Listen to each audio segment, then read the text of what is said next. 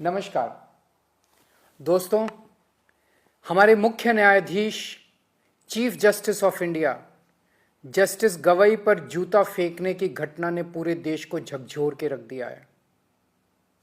एक शख्स ने हमारे देश के चीफ जस्टिस गवई पर जूता फेंकने की कोशिश की।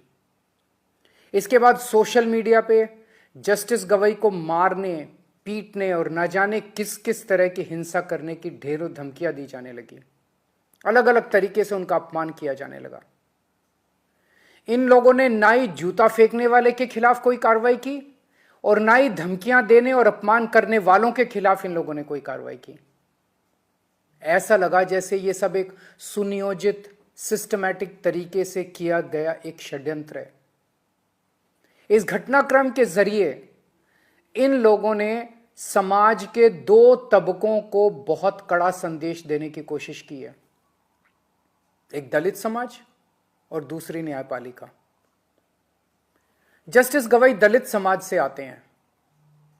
इन लोगों को यह बिल्कुल बर्दाश्त नहीं हो रहा कि दलित समाज से कोई व्यक्ति अपनी मेहनत और लगन से न्यायपालिका की टॉप पोस्ट तक कैसे पहुंच गया। क्या ये इनकी हरकतें दलित समाज को डराने और अपमानित करने की कोशिशें नहीं है? इसके बाद एक आम दलित किससे न्याय की उम्मीद करेगा? क्या इससे दलितों पर अत्याचार करने वालों और उनसे नफरत करने वालों के हौसले बुलंद नहीं होंगे? इस पूरे घटनाक्रम से देश की न्यायपालिका को क्या संदेश गया है कि अगर देश के मुख्य न्यायाधीश पे हमला करने वालों पर कोई एक्शन नहीं हुआ तो दूसरे जजों को कौन बचाएगा? फिर इस घटना के बाद कोई भी जज न्याय के हक में और इन लोगों के खिलाफ ऑर्डर करने से घबराएगा। उसे लगेगा इसी तरह उस पर भी हमला हो सकता है और हमलावर का कुछ नहीं होगा।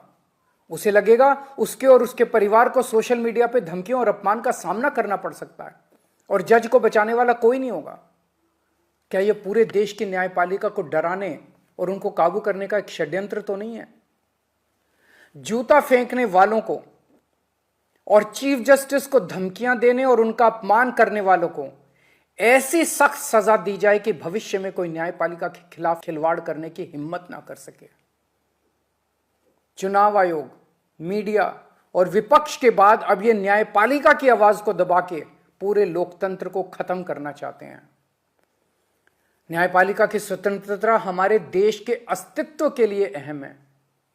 न्यायपालिका का यह अपमान देश के संविधान का अपमान है, बाबा साहेब का अपमान है। यदि आप सच्चे देशभक्त हैं तो आप चुप नहीं रह सकते। बोलिए, उठिए और न्याय की रक्षा के लिए आवाज उठाइए।